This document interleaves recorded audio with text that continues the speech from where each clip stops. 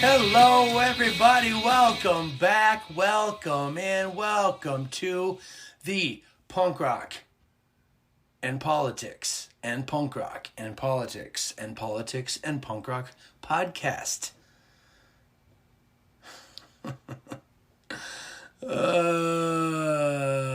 I hate the name of my podcast. I think I might have to change it. Oh man, it's Andrew for America here, people. I jumble that so many times. Hey, it's the Punk Rock and Politics podcast. It's the Politics and Punk Rock podcast. It's the pip, pip, pip. You know what? I might just call it Triple P pretty soon. You got Triple D, Diners, Drive-Ins, and Dives.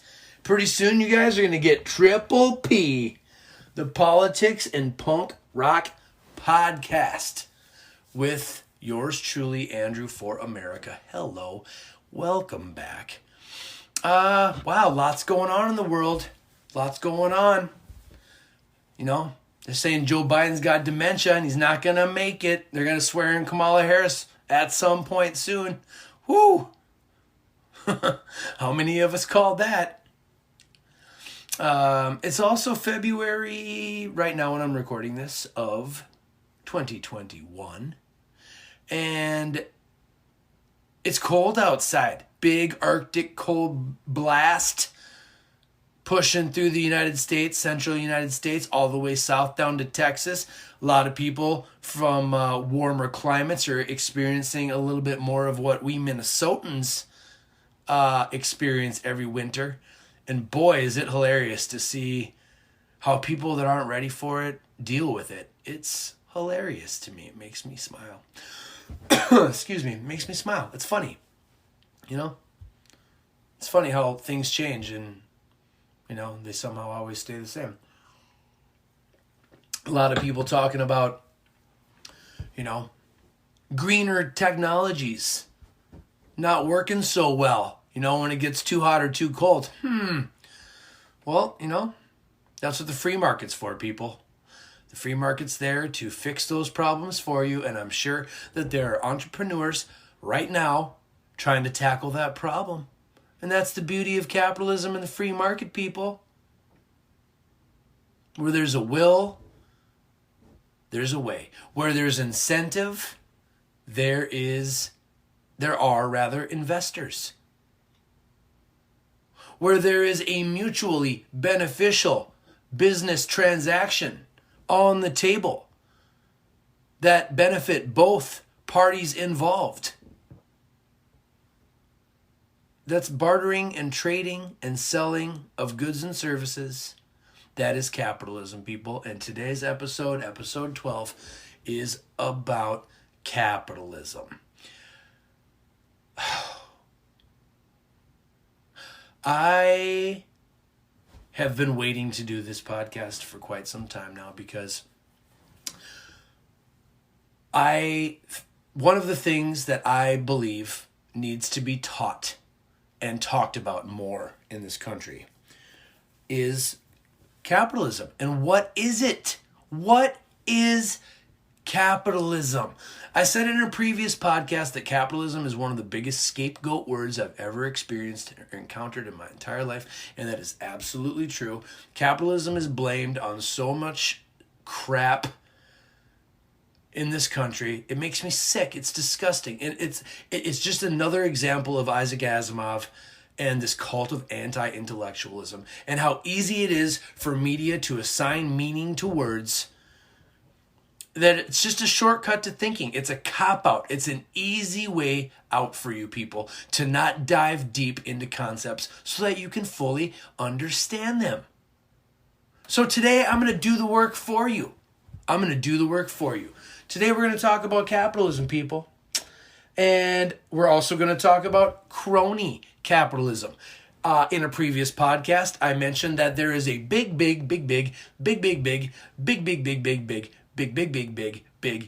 huge, gigantic, ginormous difference between the two. And if you don't know the difference, and you are one of these people slamming your keyboard on social media in the comment sections trying to win arguments with people, you are the problem with this country. You ignorant fool. You useful idiot moron. You egomaniac dipshit. You and everybody like you, I have the same opinion of. And today, I'm going to try to enlighten you idiots so that you can know what you are talking about for the love of all that is holy. So, I want to start by kind of reading some definitions. But before I do that, you know what? Real quick. I want to talk about that Bill Hicks, it's just a ride bit from my previous episode. I love that bit, and I wanted to kick this episode off actually by, I'm just going to pose a philosophical question and then I'm going to move on. But I just want to pose it to you today because in the future we might talk about this, okay? But I said that one of my biggest philosophical questions is, in a previous episode, I said one of my personal biggest philosophical questions is there a universal morality? And if so, what is it? And furthermore, should there be? Okay? So with that in mind, that Bill Hicks quote that Bill Hicks bit, it's just a ride. Life is just a ride. It's got thrills and chills and ups and downs, and it's fun for a while, and a lot of people have been on it for a long time, and they think it's whatever he said about the people that have been on it for a long time. And then he says, but some of us remember, we come back and say, hey, don't worry, guys. Don't take life too seriously because it's just a ride. And we kill those people. We kill the good guys and let the demons run amok, etc., etc. Lewis Black, actually, another great stand-up comedian, also has a bit very similar to that, is how, the good die young and devils get to live forever. A lot of people understand these concepts, and a lot of people agree, regardless of their political affiliation. And that's what I'm trying to get to, people. That's why I don't like talking about party politics, and I don't like talking about partisan talking points, because I want to talk about ideas. Ideas are what's important. Your party talking point bullshit is not important. It's a system of control. It's a method of shutting down independent thought and critical analysis, and it should be done away with, in my humble opinion. But I know that's impossible. I'm an idealist. I digress. But no, that Bill Hicks quote reminds me of yet another philosophical question of mine, and here it is. Are we spiritual creatures having a human experience, or are we human beings, creatures, having a spiritual experience in our short time on this planet, from birth to death? In the grand scheme of things, as far as the universe is concerned, as far as time and the concept of time is concerned, our existence is a millionth of a fraction of a grain of sand in a desert as far as time goes. It is less than an eye blink. It is faster than the speed of sound, the speed of light. I mean, it is so fast in the grand scheme of things that you really have to ask yourself, how important are we, our human, physical, tangible vehicles for the soul? Or does our soul energy go on into other things after we die? Do we reincarnate? Does that energy go back into something else? Because like Einstein says, energy is neither created nor destroyed. So where do we go? Where does our soul energy go when we die? So, I personally lean towards we are spiritual creatures having a human experience, because a human experience is a very short period of time in the grand scheme of things, universally speaking. So, just think about it. Just something to think about. We might talk about it in the future. So anyway, moving on.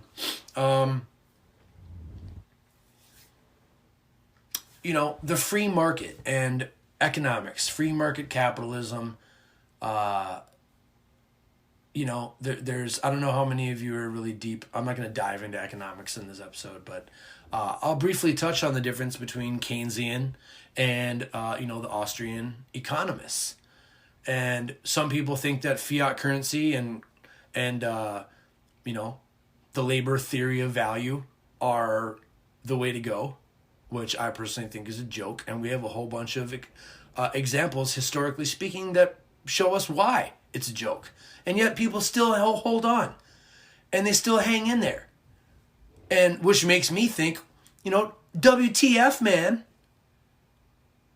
Do you just want your ideas to be right and correct, and you just hope so bad, oh gosh, I really hope the way that I want the world to be is the way that's best? Or have you really ever read about any of this stuff? Do you know how economics works? Economics, people, is literally human nature. Human behavior drives economics. Supply and demand, the things that affect our individual lives, and our collective lives, I guess, if since we're on the topic. Economics and money and finance, it's not some fixed pie where, there's a number of reasons why it's not a fixed pie. But just because some people are doing really, really well and some people are doing really, really bad, doesn't really mean that it's impossible to move up the social mobility ladder. Yes, some people have roadblocks and have a long, much, longer road to go than others. I've talked about this. I've been over this before. Born on third base, thought you hit a triple, or born negative at bat. We've been over it.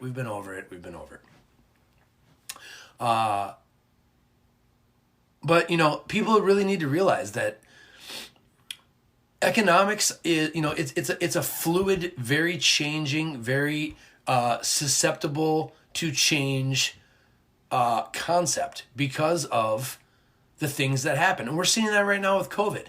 COVID has changed our economy so much and will continue to change our economy moving forward in the future.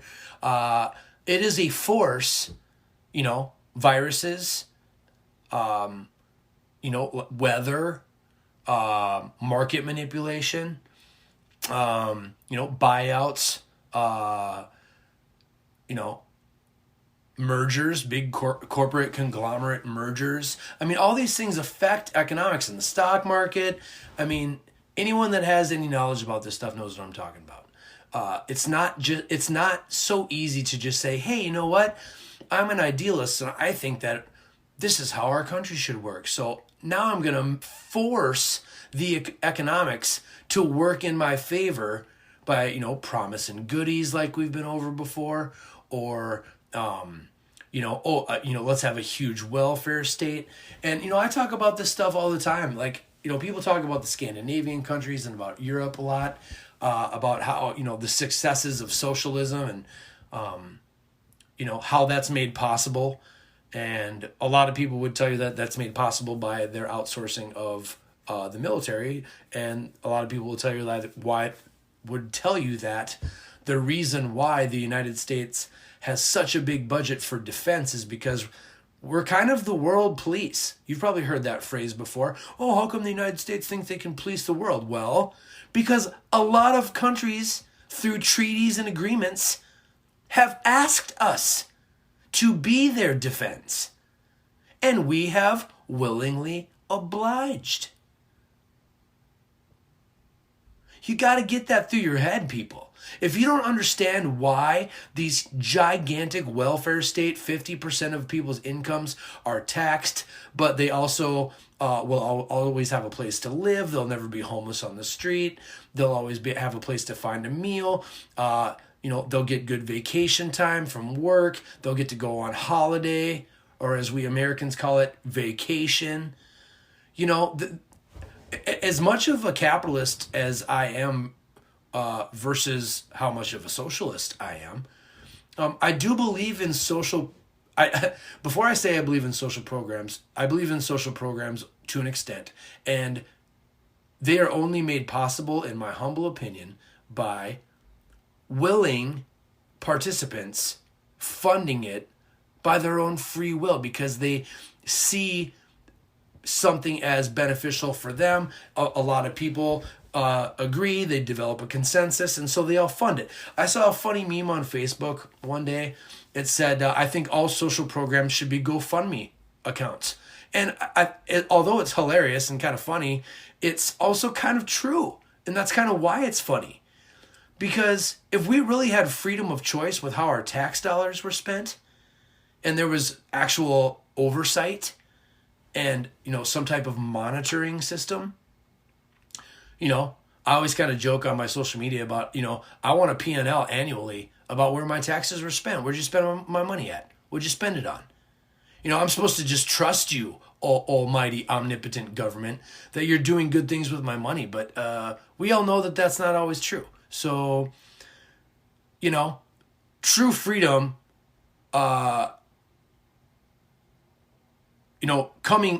something that has to come with, you can't call freedom true freedom if people don't have transparency. And if they're not able to see everything that's happening, everything that their public elected officials are doing. I mean, we elect them. No taxation without representation, right? Well, what if we feel like we're not being represented by our elected officials? Doesn't that mean that we can not consent to being taxed anymore? Yeah, in theory, that's exactly right. But do you know why we can't? Is because our money is now owned by the Federal Reserve big club world bankers. And they put the kibosh on that a long time ago, people. We do not live in a truly, purely capitalist free market system. Oh, no, no, no, no, no, no. And Ron Paul will be the first to tell you people that we have never had a purely capitalist free market system in the United States. Ever. And the reason why is because we have had certain differing levels and degrees of socialism also. Some people call us a democracy, hence Democrats. Some people call us a republic, hence Republicans. It's very important to know the difference between those terms and what those terms mean. We are a constitutional republic. We are a nation of laws. But we are also a democratic system with universal suffrage,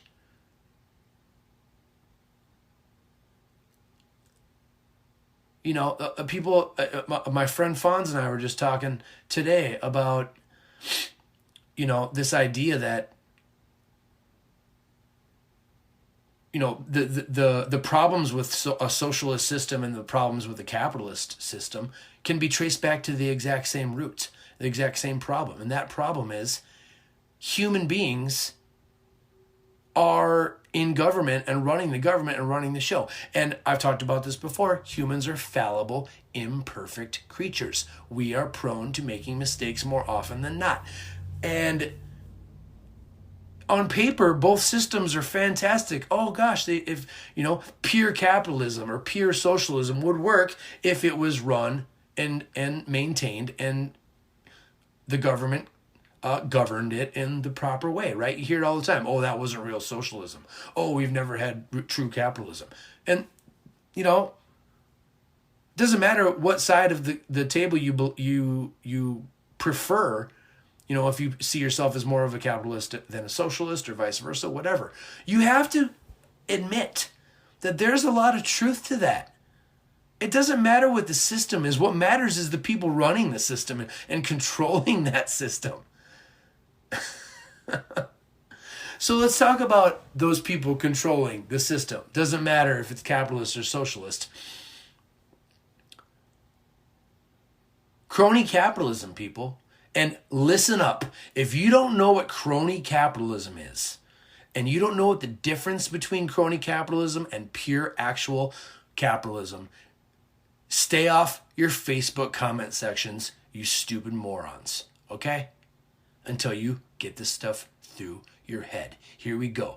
Crony capitalism is an economic system in which businesses thrive not as a result of risk, but rather as a return on money amassed through the nexus between a business class and the political class. Another word for that is the revolving door. And I'm going to get to the revolving door in a minute, because you can't talk about crony capitalism without talking about the revolving door. This is often achieved by using state power rather than competition. You might say free market competition. In managing permits, government grants, tax breaks, or other forms of state intervention over resources where the state exercises monopolist control over public goods. For example, mining concessions for primary commodities or contracts for public works. Money is then made not merely by making a profit in the market, but through profiteering by rent seeking, using this monopoly or oligopoly. Entrepreneurship, then, and innovative practices which seek to reward risk are stifled, since the value added is little by crony businesses, as hardly anything of significant value is created by them, with transactions taking the form of trading. Crony capitalism spills over into the government, politics, the media, and when this nexus distorts the economy and affects society to an extent, it corrupts public serving economic, political, and social ideals. Big phrase, right? Lots to unpack. But the point is, people, is that when big business gets in bed with big government, it is, and I've said this a million times, if you know me and you've been on my social media, you've heard me say this a million times. The only way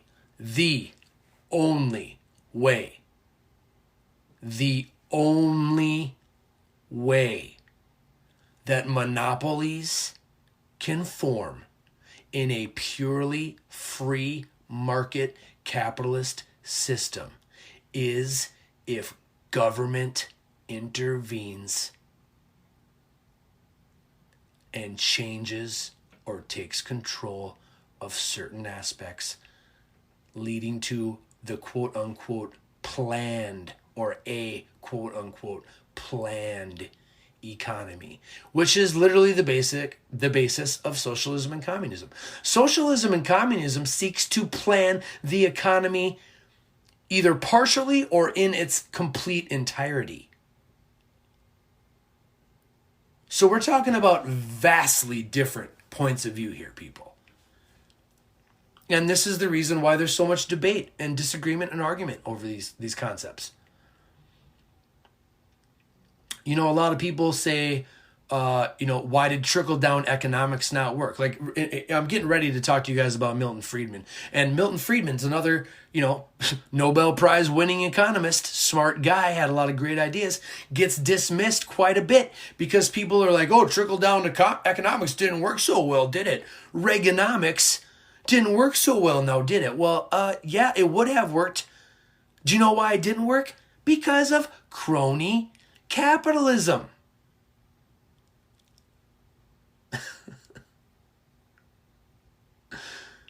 You got to learn this stuff.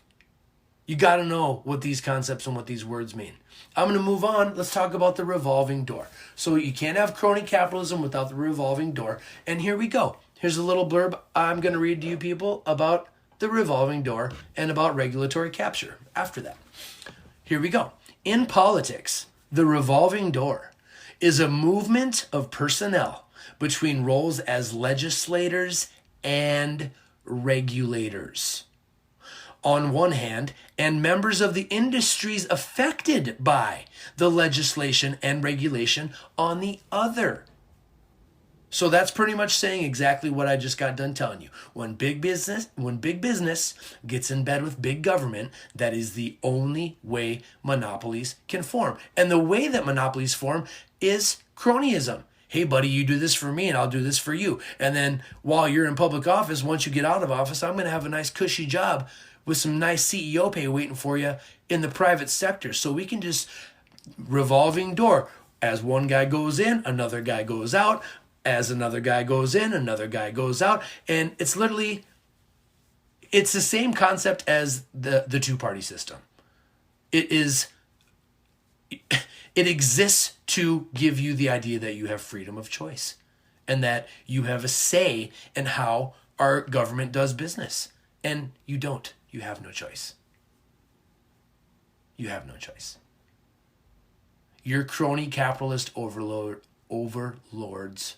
own you. They own everything. They own all the important land. They've long since bought and paid for the Congress, the State House, the City Halls.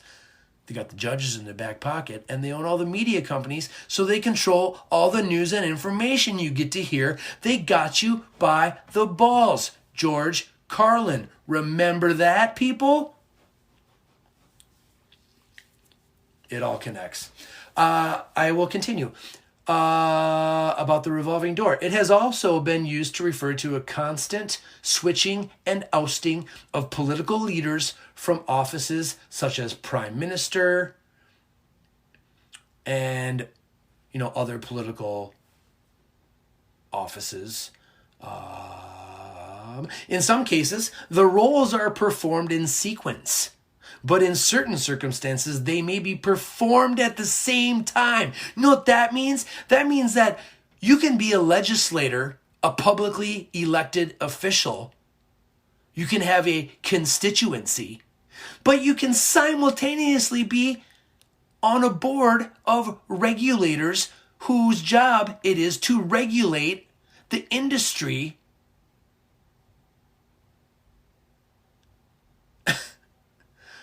And if you're a part of it, that's like saying, hey, you know what? I know that you're a police officer and you're not supposed to arrest me because we are buddies and we traded favors at one point in time. And now, actually, you know what? That's a bad analogy. That's a terrible analogy. Let's pretend I didn't say that.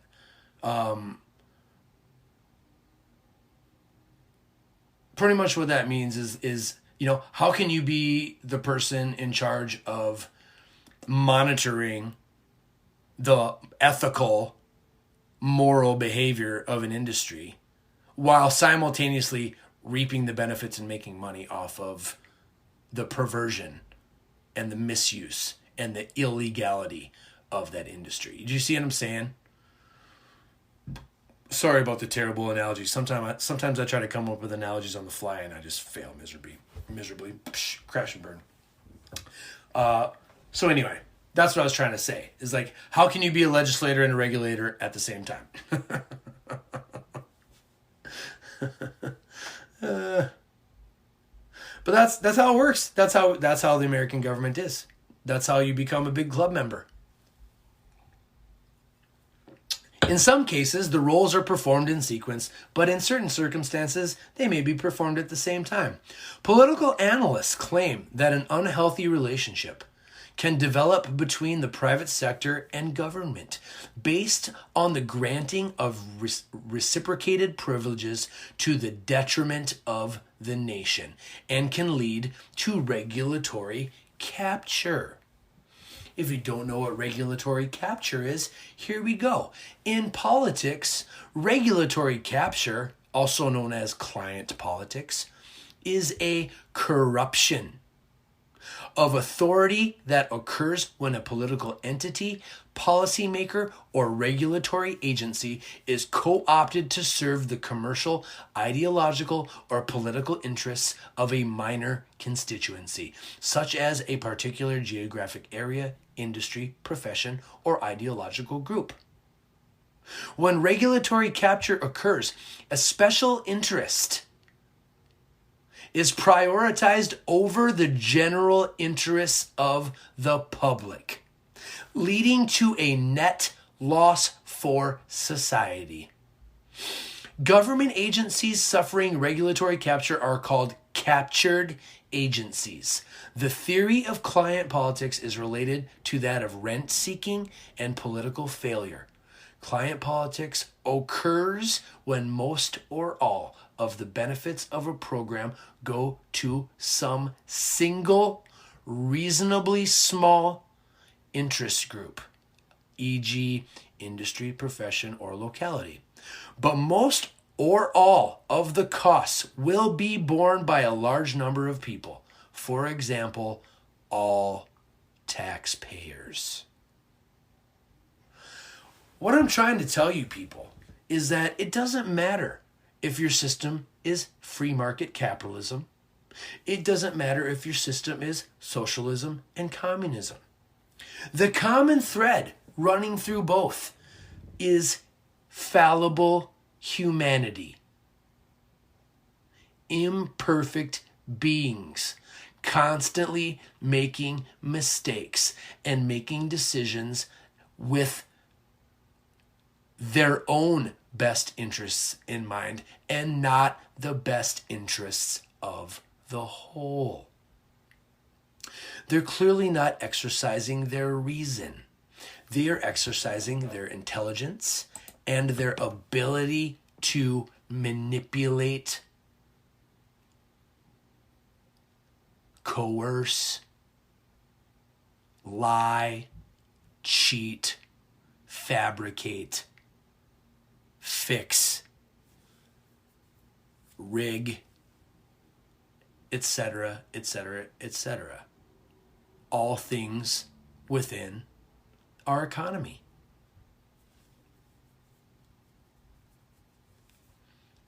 Capitalism, people, is the natural state. If there was no civilized countries, if there was no borders, if we were back in our hunter-gatherer days and ways where nobody lived a sedentary lifestyle, you had to hunt and fish and gather in order to eat and subsist. And eventually you're going to start trading goods and services with people because you're going to increase your standard of living. Milton Friedman, I'm getting ready to talk about him here in a minute. He says, in a free market capitalist system, any exchange of goods and services between two parties voluntarily increases the standard of living of both parties involved.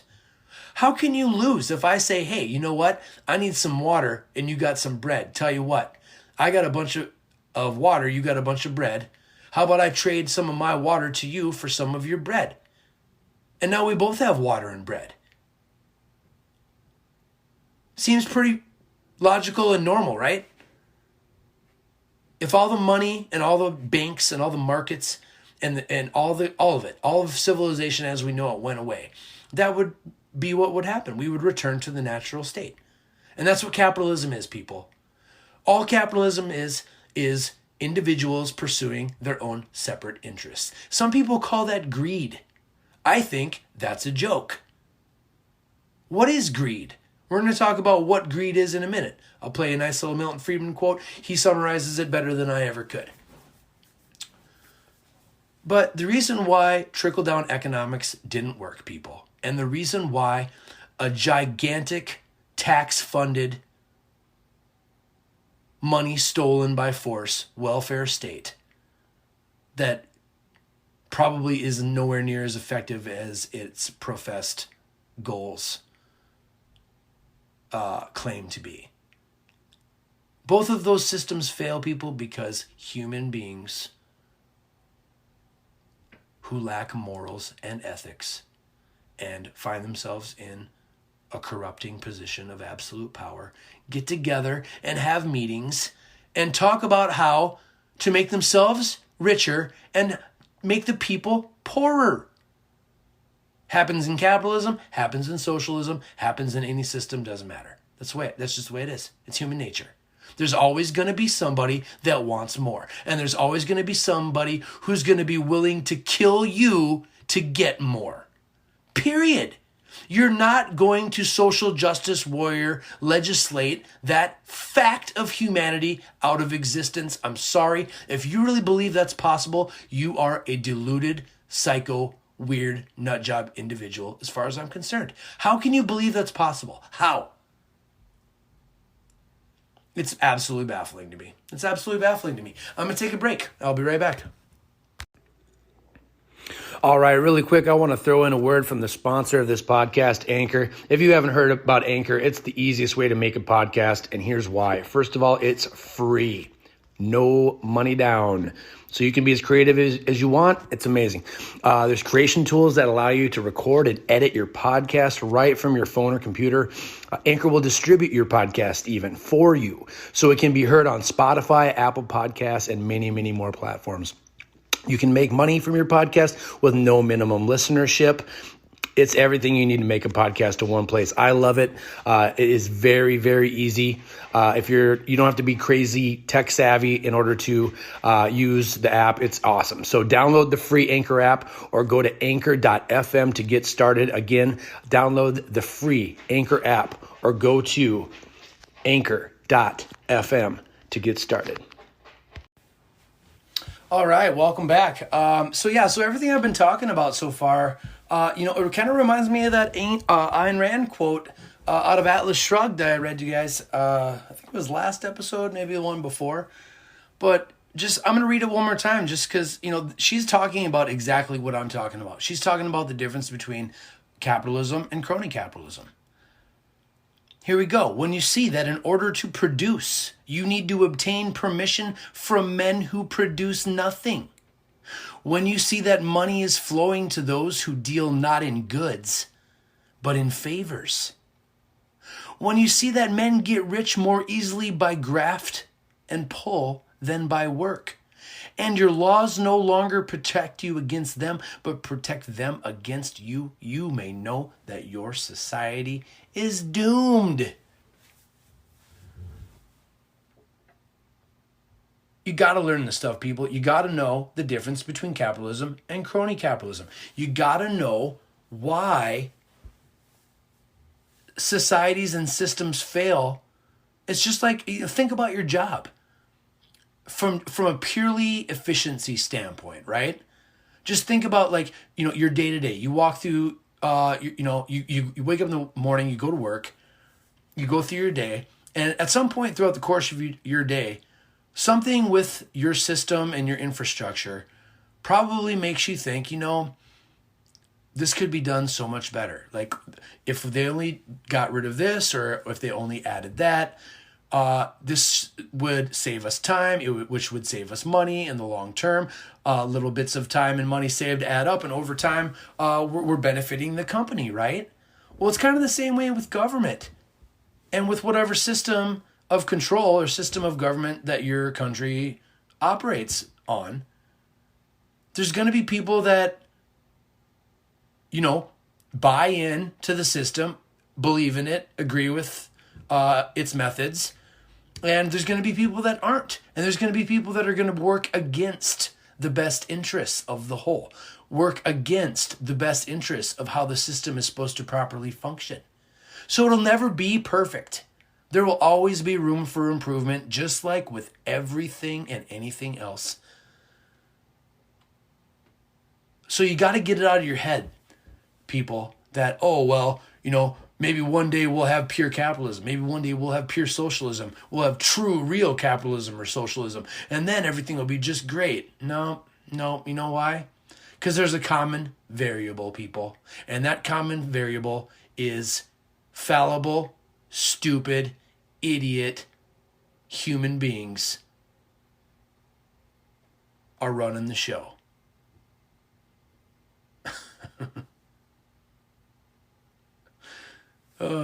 Man, you know, people, I mean, you got to learn this stuff. You got to learn this stuff. So, back in 1979, our friend Milton Friedman did an interview on the Donahue show. Remember Phil Donahue? And I love this. I've watched this clip so many times, and I love it. And I really want you guys to listen to it because, what is greed? This bit is entitled "What is Greed?" And Milton Friedman makes a pretty good argument, makes a pretty good case for what greed is. And, why is it that Americans think that the greedy people in America are any different than the greedy in every other country in the world, regardless of the system of government?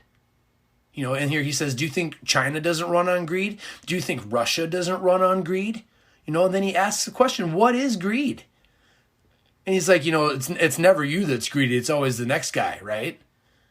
And then he pretty much goes into an explanation of what he means, and he hits on some points that I really want to talk about after you listen to this. So here we go, people. From 1979, Milton Friedman, Nobel Prize winning economist, on the Phil Donahue show on the topic of greed. I'm pleased to once again play host to Milton Friedman, who is now attached to Stanford. I don't know what attached is and where we're looking for. The Hoover Institution, which is what, an academic... Oh, yes. The Hoover Institution was set up in honor of President Hoover. It's been there for a long time, and it's called the Hoover Institution for War, Revolution, and Peace. And they decided a while back they had enough peace, so they invited me to be his fellow there for a while. Would Herbert Hoover be pleased with with the dialogue that's going on under the aegis of his name? Oh, I'm sure he would. He was a great student. He was not only an engineer, but the library, it was founded as a library based initially on the collect. You know what I just realized, people? I realized that I just wasted your time. Let me find the part of this bit where I wanted you guys to start listening from, and then I'll be right back, and we will continue with What is Greed by Milton Friedman on the Phil Donahue show. Okay, welcome back. So the clip that I am listening to right now, I really encourage you guys to watch the whole thing. It's a 46-minute long clip. It's entitled Milton Friedman on the Donahue show, full interview, What is Greed? And there are actually, I kind of want to play a bunch of clips from this thing. I kind of want to play the whole thing for you people, but I'm not going to play 46 minutes of a video on my podcast. So this is the part I really wanted you guys to listen to, okay? Because Donahue has pretty much taken the side of a lefty or of a socialist during this conversation. And there's a lot that you guys can learn from listening to this entire interview. Like I said, it's 46 minutes long. But this is the part that I really wanted you guys to hear. So here we go. Milton Friedman on the Donahue show. Question before this audience is anxious to ask you. When you sit in your study and throughout your career as a professor, you've met students and you've probably dealt with every kind of question, stupid through. I guess I want to know whether you've ever been tempted to become politically revolutionary. Here's my question. When you see around the globe the maldistribution of wealth, the desperate plight of millions of people in underdeveloped countries, when you see so few haves and so many have-nots, when you see the greed and the concentration of power within, did you ever have a moment of doubt about capitalism and whether greed's a good idea to run on? Well, first of all, tell me, is there some society you know that doesn't run on greed? You think Russia doesn't run on greed? You think China doesn't run on greed? What is greed? Of course, none of us are greedy. It's only the other fellow who's greedy. The world runs on individuals pursuing their separate interests. The great achievements of civilization have not come from government bureaus. Einstein didn't construct his theory under order from from a bureaucrat. Henry Ford didn't revolutionize the automobile industry that way. In the only cases in which the masses have escaped from the kind of grinding poverty you're talking about, the only cases in recorded history are where they have had capitalism and largely free trade. If you want to know where the masses are worst off, it's exactly in the kinds of societies that depart from that. So that the record of history is absolutely crystal clear. Listen up. That there is no alternative way so far discovered of improving the lot of the ordinary people that can hold a candle to the productive activities that are unleashed by a free enterprise system. But it seems to reward not virtue as much as ability to manipulate the system. And what does reward virtue? You think a communist commissar rewards virtue? You think a Hitler rewards virtue? You think, excuse me, if you'll pardon me, do you think American presidents reward virtue? Do they choose their appointees on the basis of the virtue of the people appointed or on the basis of their political clout? Is it really true that political self-interest is nobler somehow than economic self-interest? You know, I think you're taking a lot of things for granted. And just tell me where in the world you find these angels who are going to organize society for us. Well, I don't even trust you to do that. Let alone. There it is. There it is, people. So that the record of history is absolutely crystal clear. There is no alternative method so far discovered that can increase the standard of living and the lot of the average everyday people, that can hold a candle to the productive activities unleashed by a free enterprise system. I just kind of butchered that a little bit, but no alternative way, people. You guys here have heard me say many times that the best predictor of future behavior is past behavior. Look at past behavior. What does our past behavior tell you? Henry Ford didn't revolutionize the automobile industry from orders by a government bureaucracy or bureaucrats.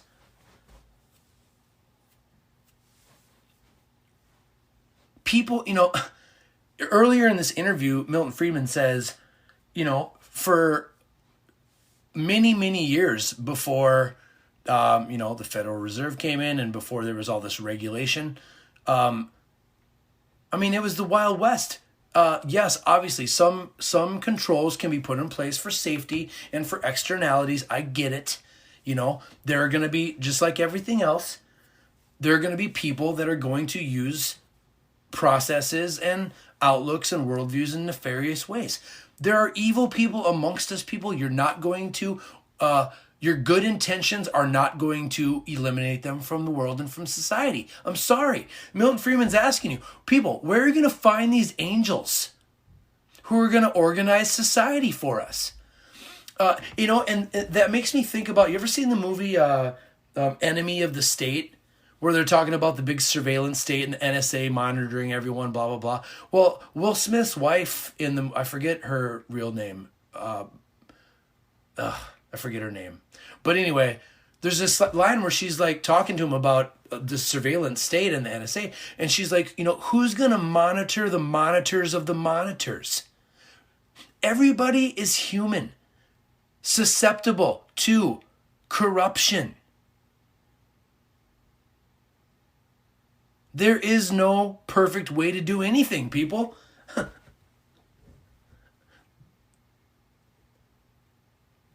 And just the holier than thou ego, mentality of the new left, to me, is just, it's like every one of their arguments is rooted in this ego-driven belief that they really know what's best for everybody. Without even knowing what your likes are, what your abilities are, what your interests are, what your family background is, what your culture is, none of it. But capitalism, on the other hand, is literally the ability for you to increase your standard of living through the use of your intelligence and your reason. The buying, selling, and trading of goods and services. That's capitalism. That's it. Capitalism is what you people would be doing without capitalism.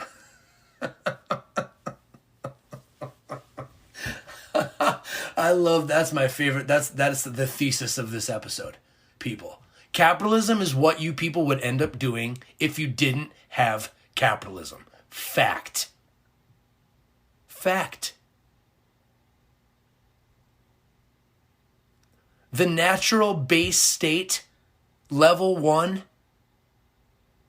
is poverty and the Wild West, the wild, the animal kingdom. Kill or be killed. The opposite of civilization. The opposite of what all your religions were trying to make you do throughout human history. They're trying to civilize you. They're trying to give you a code to live by. They're trying to give you a morality that is common amongst all people so that you can all civilize, quote unquote, and live together peacefully because you all agree on a social contract. And I'm going to talk about social contracts in the future. I'm going to talk about the social contract theorists. I'm going to talk about the founding of the United States of America. We're going to get to all that stuff. But right now, I want you guys to focus on capitalism. I want you guys to learn what the fuck capitalism actually is. Because capitalism is such a scapegoat, such a party, media-driven buzzword that is assigned so much incorrect meaning that it makes me sick to my stomach when I see some of you stupid idiots talking about this stuff on your social media comments.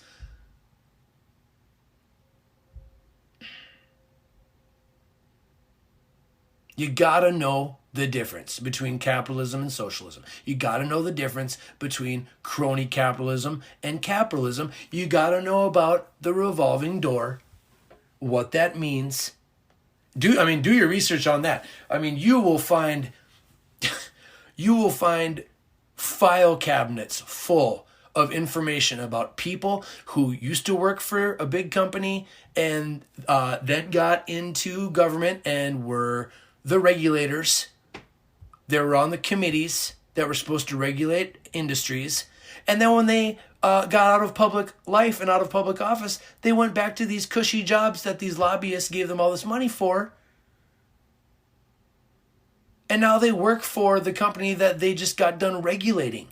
So you think they're going to favor themselves over everybody else or not? I'm going to go with, yeah, they're going to favor each other over everybody else. They're going to collude.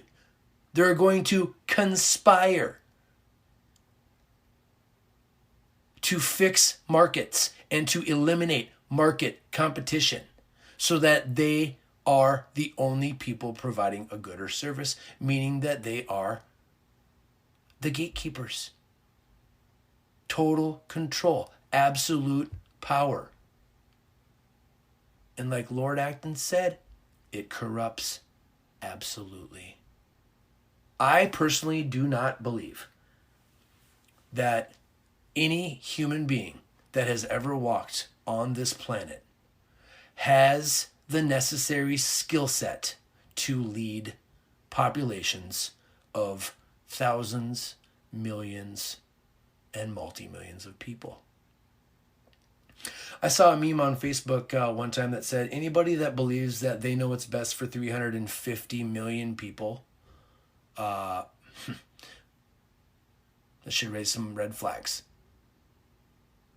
The ego, the absolute detachment from reality, and the size of the messianic complex that these egomaniac narcissists, psychopaths have.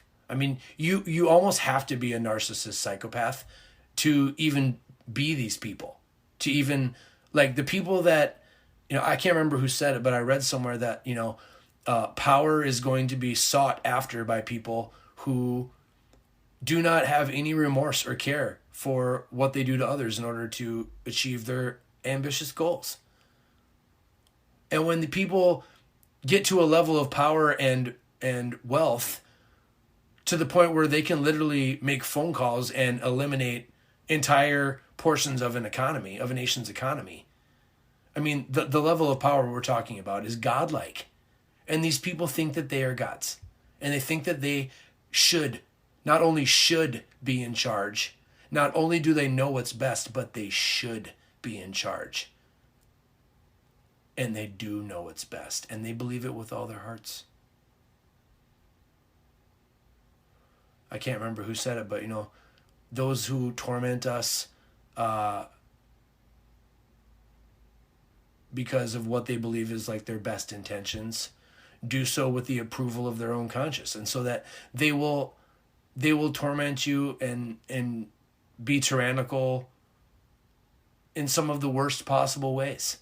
Like inhuman, disgusting ways. Because they really believe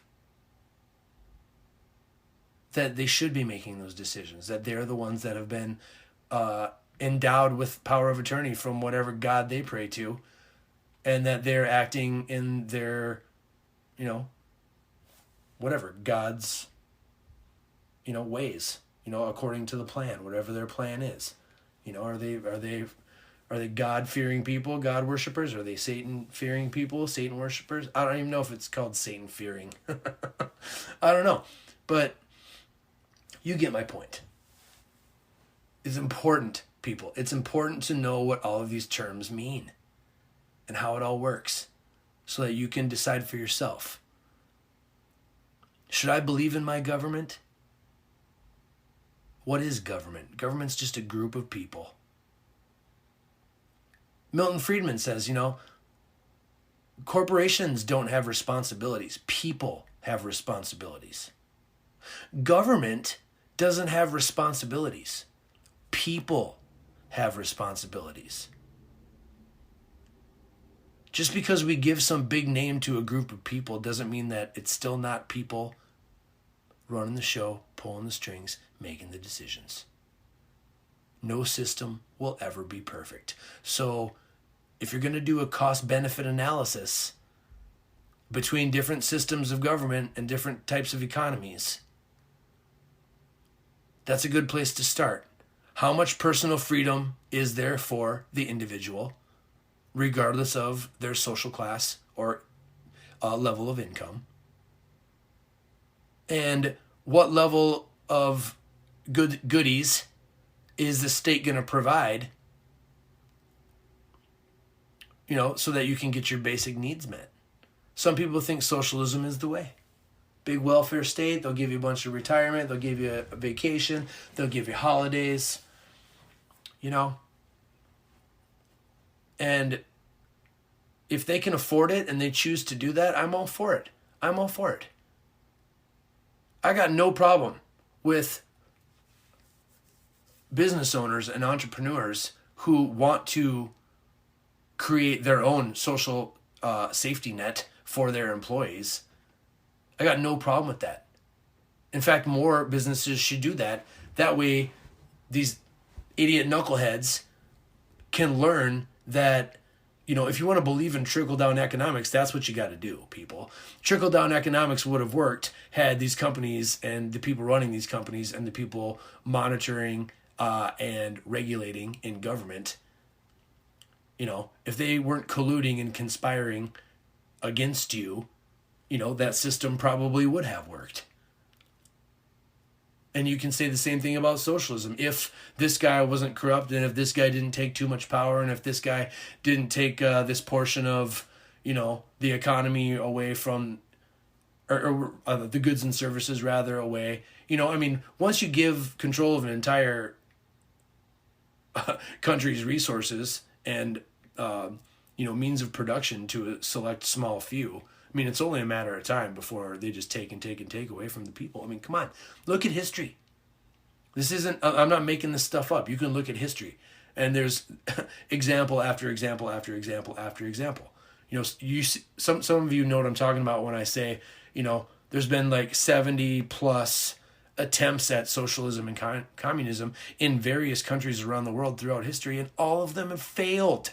All of them have failed. Now, a lot of you are probably listening to me right now and you're going, oh yeah, well, what about Canada? What about the Scandinavian countries? Yeah, you're right.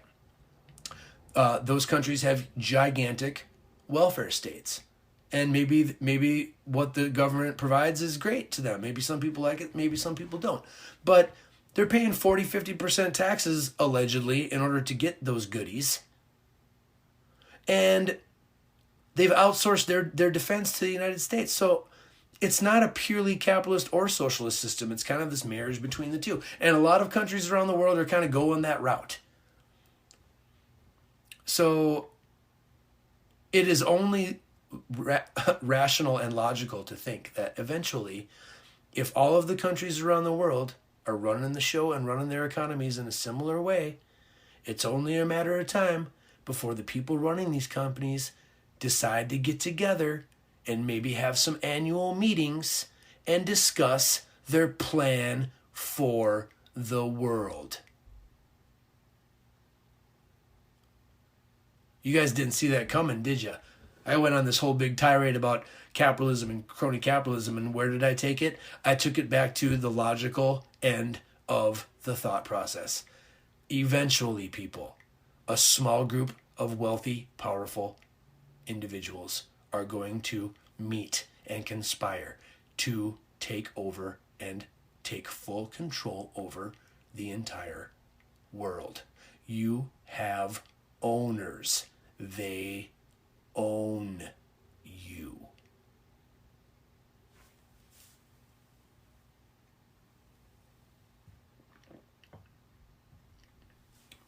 I'm going to take a break, and when I come back, I'm going to read some excerpts from Mr. Milton Friedman. All right, so, if you've been listening to this, and at this point you're probably asking yourself, like, well, what is the best method? Like, how can we make people do the right thing? How can we, is there a way to make everybody happy? Is there a way to do it? And I think Milton Friedman would say that he believes that there is. And I think this is what his answer would be to how you make that happen. Here we go, Milton Friedman, and I quote, "It's nice to elect the right people, but it's not the way you solve things. The way you solve things is by making it politically profitable for the wrong people to do the right things." Think about that. Is there a way to make the evil doers, the not well-intended, the people that are purely all about themselves and could care less about anybody else? Is there a way that we can make them happy, and if they're happy, it will allow the majority of people to be allowed to do the right things? That's a big, deep thought by Milty right there. I like that one. I really like that one. The most important single central fact about a free market is that no exchange takes place unless both parties benefit. Think about it. You got a bunch of notepads. I got a bunch of pencils. How are we going to write? Tell you what, I'll trade you a few pencils for a couple of those notepads. Now both parties are writing. Now we can develop language. In a free market, no exchange takes place unless both parties benefit. Nobody is screwing over anybody in a free market system, people. The only way you screw somebody over and take their money is through force. And what is the system? That force is the method? Socialism and capitalism. Important stuff, people. Important to know. Free market capitalism is about freedom. Socialism and communism is about forcing you to play the game, drink the Kool-Aid. We've been over this. Underlying most arguments against the free market is a lack of belief in freedom itself. That's very important, people. Why are we even talking about freedom or about whether or not human beings should be free and be able to freely exercise their free will if we don't believe in freedom? If we don't believe people are smart enough to make the best decisions for themselves, then yeah, maybe you are a communist. Maybe you are a socialist. That's the point. I love it when, it's just such a perfect, the irony is so base level and it's so delicious that these young college social justice warrior progressives are celebrating a system that in practice commits every crime that they claim to be against. Rape, murder,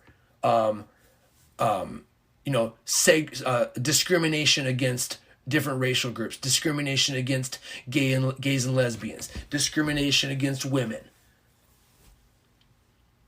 slavery, gulags, concentration camps, no due process.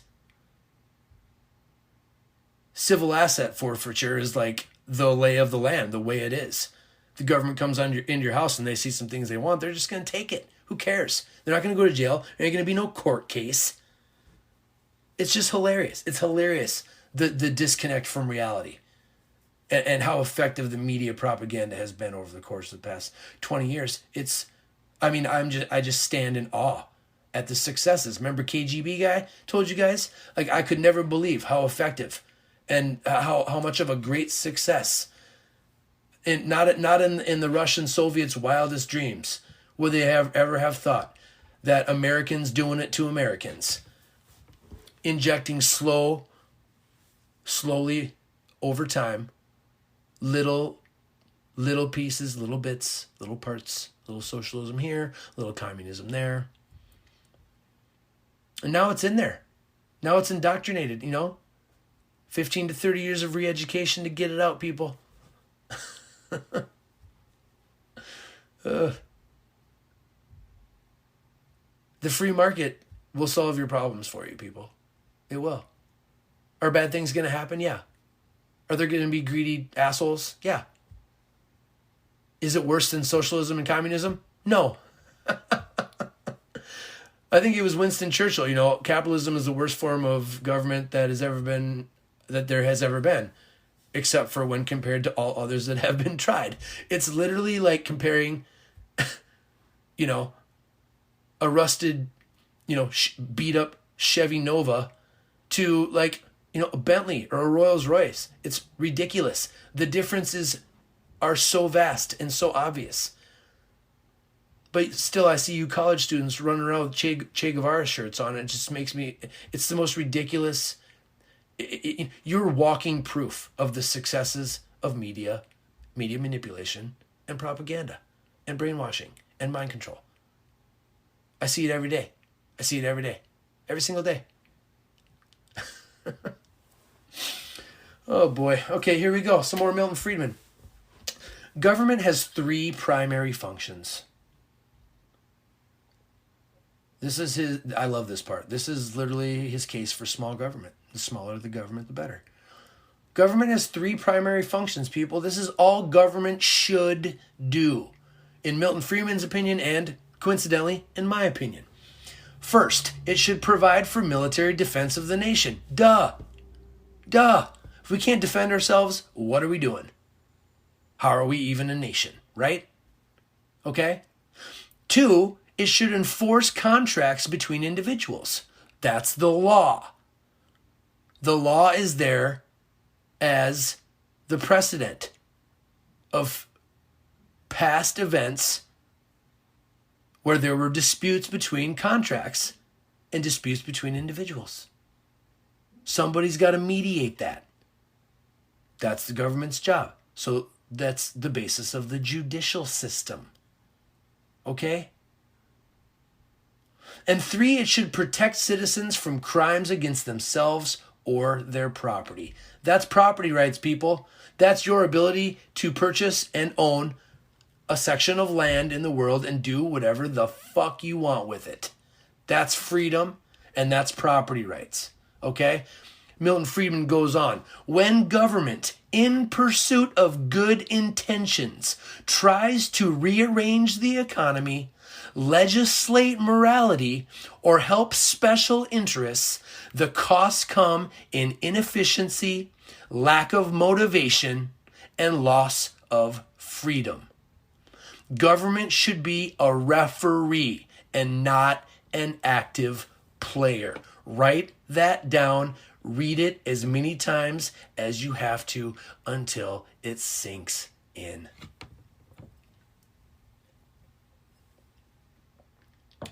In my humble opinion, the government should not be doing anything else for you, for me, or for all of us.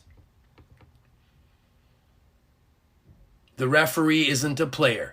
The referee is the mediator, the person that enforces the law, the person that determines the outcome, sadly. But there is a need for that, It's a necessary evil. You've probably heard that phrase before. Rand Paul probably talked about it. Ron Paul talks about it. I think it comes from somebody before them. They're just, celebrating it. But, government is a necessary evil. Evil being the key word. Evil, but necessary. So your relationship with it should be as such, people. You should look at government. You should look to government as evil, but a necessary evil that needs to be restrained with a system of checks and balances. Some of you people that think America's so terrible and we got to get rid of capitalism, we got to dismantle the Constitution. It never did anything good for anybody. It's inherently racist. Brr, brr, brr, brr. I've heard it a million times. Your stupid talking point, idiotic bullshit that has no basis or foundation in logic or reality whatsoever. Just don't get this stuff. You just don't get it. You don't get government. You don't understand what the constitutional republic is all about. You don't understand why the law is so important and the enforcing of the law is so important. You don't understand what your job is. You don't understand what the government's job is. And you know what? They use that against you. Your ignorance is their strength. They want you to be stupid. They think you're stupid. And you know why? Because most of you are. Most of you are fucking stupid. Period. Fact. That's why I'm here. That's why I'm doing this podcast. Somebody has to get this stuff through your heads. This is a cynical quote from Milton Friedman. I love it. Nothing is so permanent as a temporary government program. That's another problem with government. As soon as you ask the government to force something upon people in your pursuit of good intentions, quote unquote. Remember what I said? Good intentions is what the road to hell is paved on. The road of good intentions leads you straight to hell. When, Ronald Reagan once said, the scariest thing any American hear is, hi, I'm from the government and I'm here to help. Yeah. Government is a necessary evil, keyword evil. Government, evil. Connected to. I want to create the association in your heads. Government equals evil. Say it 10 times in the mirror while looking at yourself. Government is evil. Period. End of conversation.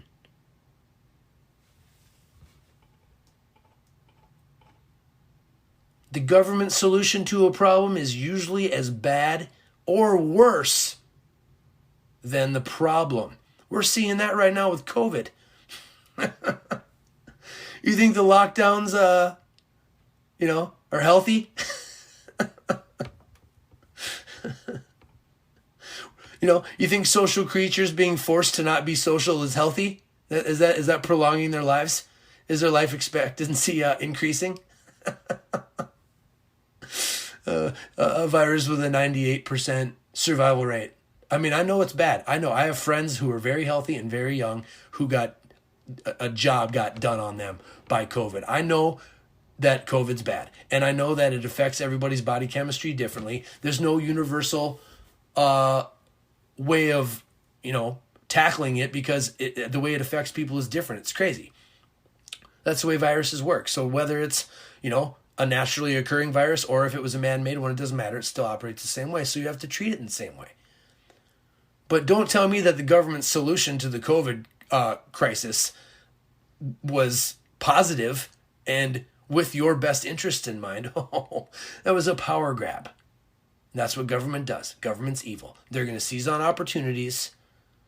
Like Rahm Emanuel said, you never want to let a good crisis go to waste. It creates opportunities for you to accomplish goals that you probably couldn't have accomplished before in a non-crisis scenario. George Orwell talks about it in 1984. And the KGB guy talked about the constant war state. If you're in a state of perpetual war, freedom can be easily disposed with. We're not going to let you mess up our big plan. We're in a war. We're fighting a war. We're trying to achieve goals. Right now, that war and that goal is world government. Period. I don't care if you want to call me a conspiracy theorist, people. Let's let the future judge who's right and who's wrong, okay? Let's just see. Might not happen in my lifetime, but you just mark my words. Eventually, everything I'm telling you, people, this shit is going to happen. It's going to happen. And I'm going to keep showing you authors and economists and very intelligent, enlightened people who have tried to warn you guys about this stuff throughout history. I'm going to keep bringing it. I'm trying to do you guys a favor. You got to learn this stuff. Milton Friedman. Say what you will about him.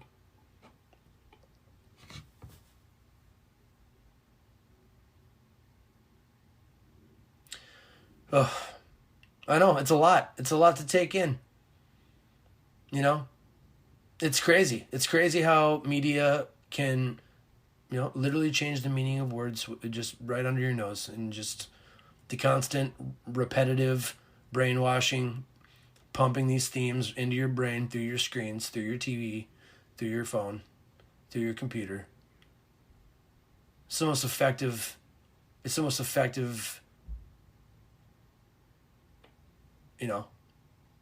apparatuses. Is that a word? Apparatuses? Apparatus? A set of apparatuses? I don't really know my grammar on the word apparatus.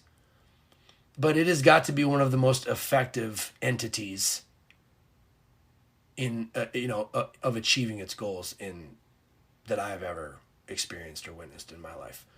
The power of media manipulation and propaganda is probably one of the most effective things in this world. All right, I'm done talking about capitalism. My throat's getting dry, and I don't want to lose my voice. So we're going to play some punk rock. I'll be right back. All right, welcome back. I needed to make a couple corrections. I made a mistake before.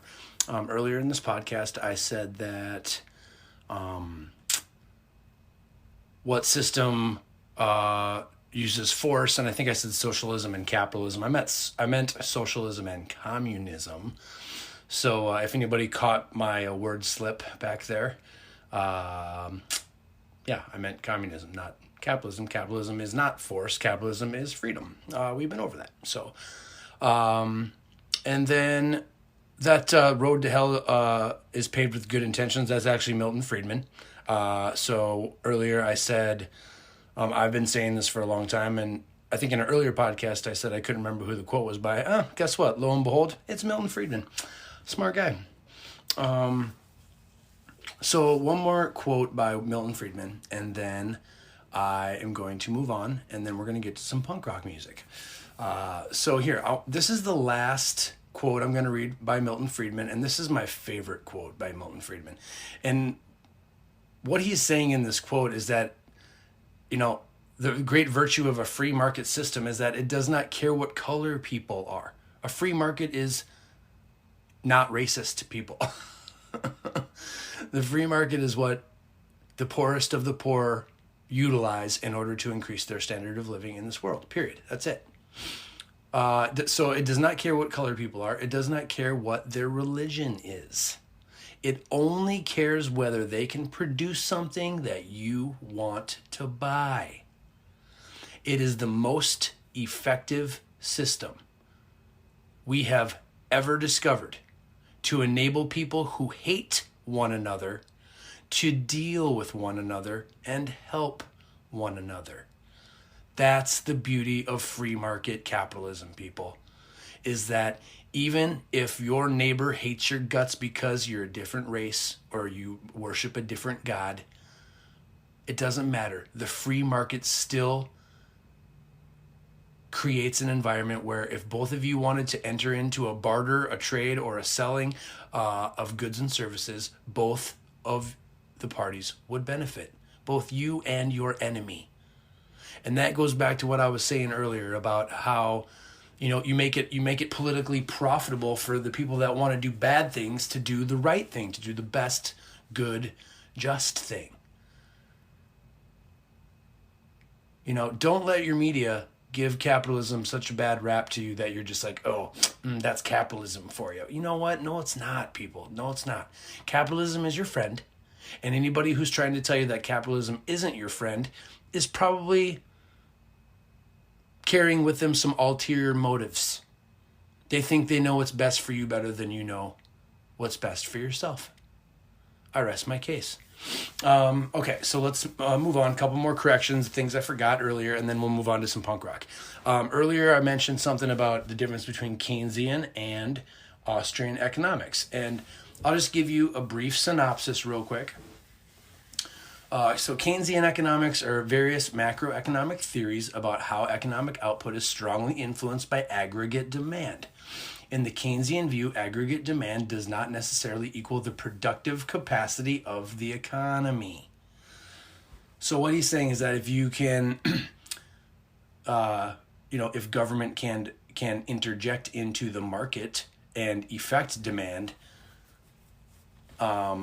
maybe they can prevent big failures of free market capitalism when something goes up in when something goes up in flames. As far as let's say General Motors, the reason why we do these big bailouts is because a lot of people are going to be out of work. A lot of people are going to be in tough shape. And so in order to hedge the bet against that, they try to alter the economy. And, and then the converse side of that are the Austrian economists. And the Austrian economists see things a little bit differently. And so here, I'll give you a little bit on the Austrian economists. The story of the Austrian school begins in the 15th century when St. Thomas Aquinas wrote and taught at the University of Salamanca in Spain. Here, let me get to the explanation part. So they pretty much are the laissez-faire ones that advocate for property rights and freedom for everyone to do what they want. They celebrate the contribution of business to society. They oppose taxes, price controls, regulations. They believe in pure, invisible hand. The market will regulate itself. Capitalism. So that's why there's such argument between the two schools of thought as far as economics goes, because Keynesians think that you can utilize fiat currency and use government to affect markets in order to hedge against big failures of the market. Austrian economists do not believe that any of that works. They believe that any failure of the market can be fixed with more free market capitalism and entrepreneurship and investment in a certain field in order to fix that problem. So that's kind of the very basic general difference between the two. I didn't want to dwell on that because I'm running out of time, but I just wanted to touch on it. And then let's see. I think that's it, people. today I want to go back to what I said at the beginning of the podcast when I said, is there a universal morality? And if so, what is it? Well, you know what? I do not believe that there is a universal morality. I do not believe that you are going to get everybody in the world to live the same way and believe the same things and think the same way by force. I don't think it's possible unless you use force. You're not going to do it by persuasion. And if you, if that was capable of happening, it would take so much of a concerted effort on the part of everybody in this world, and I just don't see that happening. So, but if there was a universal morality, I think it would be summarized in, pretty much the old libertarian phrase that I think Kibbe uses in his book: "Don't hurt me and don't take my stuff." I think everybody can agree that if we're going to have a social contract and we're all going to live in a civilization together, we can't hurt each other, can't kill each other, can't steal from each other. But aside from that, everybody should be free to do what they want so long as they don't hurt another human being or steal from another human being. I think that's pretty much as much of a universal morality as you will probably get in this world. So that's it, people. Capitalism, free market, deep stuff. Got to know it. I hope this has been interesting to you. I hope I haven't been too disrespectful. I hope you guys can take it when I call people out, because they need to be called out, and not enough people are calling people out, in my humble opinion. So, if you think I made any mistakes, send me an email, andrewforamerica1984@gmail.com. We'll be right back with some punk rock. All right, welcome back, guys. It's punk rock time. So today, I've been talking about propaganda a lot, and I think the time has finally come to play Propagandhi.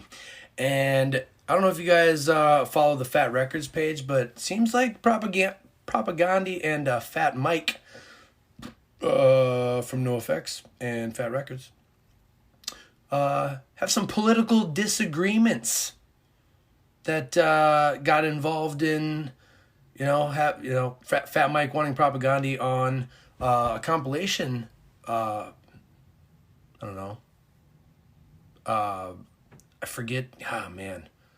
I guess. Oh yeah, that's what it was. CNN was going to be involved with funding, and apparently Propagandhi had a problem with the fact that it was George Soros money, and Fat Mike was saying that George Soros had given them some funding or some type of, maybe not direct funding, but whatever, funded the organization or whatever. Very interesting. I think I posted the article on the Politics and Punk Rock Facebook page. And I kind of like the lyrics to this song too. Kind of themes up nicely with what I've been talking about. So without further ado, here is Propagandhi with Today's Empires, Tomorrow's Ashes.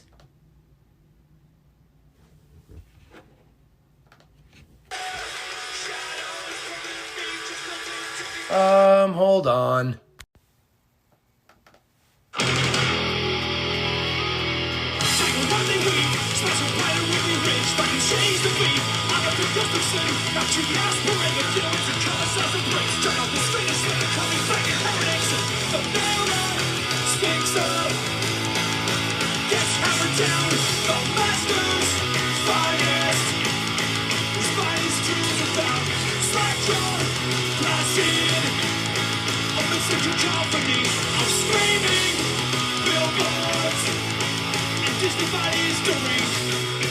Sometimes the ties that bind are strange. No justice shines upon the cemetery plots marked as in weevil or anime, where flammable heroes and frontal murders have cast their shadows, permanent features built into these borders.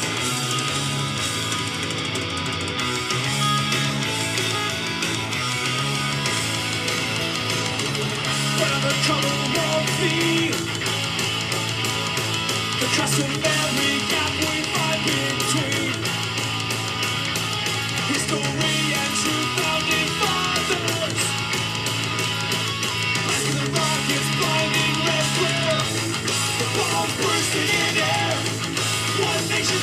impossible. But the truth is, the backwards we learned of ratification, the people had a common painted black. Solely born in funeral procession, and buried it deep in the earth as an emblem of the dissolution, internment of their public liberty. Someday, somewhere, today's empires, tomorrow's ashes.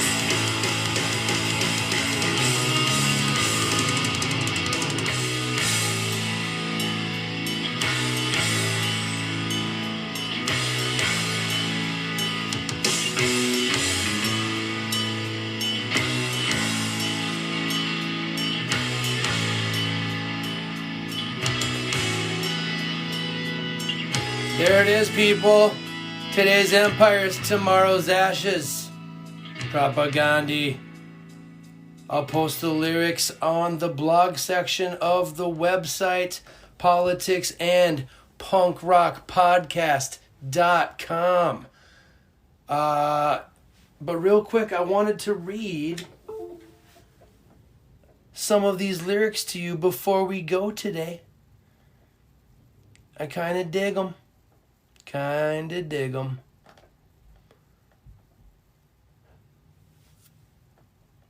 I like this line. Where federal bureaus and fraternal orders have cast their shadows, permanent features built into these borders.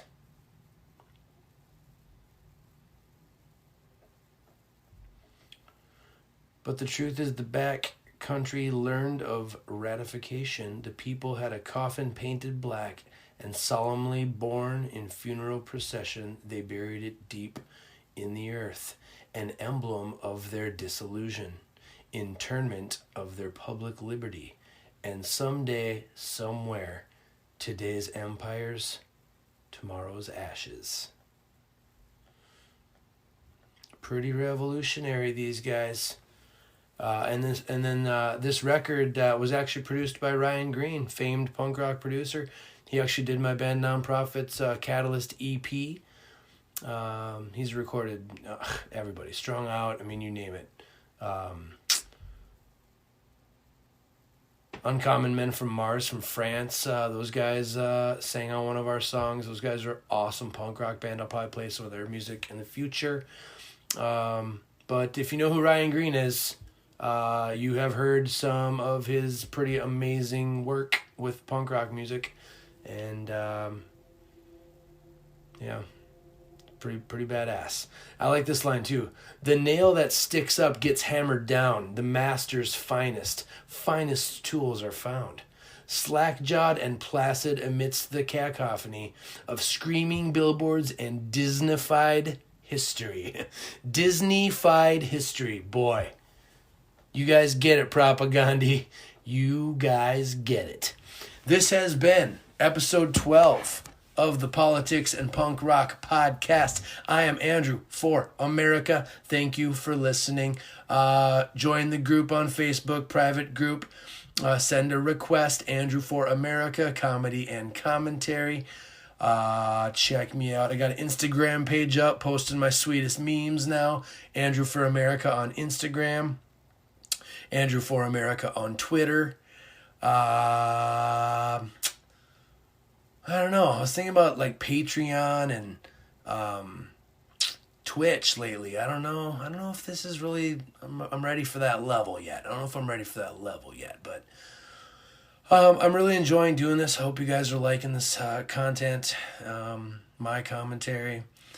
This stuff is important to me. I really hope everybody just makes an attempt to learn the difference between crony capitalism and capitalism. It just actually boggles my mind that our schools are supposed to be teaching this stuff, people. How come nobody knows it? I don't know. Maybe that's part of some by design plan. I don't know. Who knows, right? Who knows? I love you guys. Thanks for listening. Episode 13 coming soon. I think that's it. Go to the website. Already said that.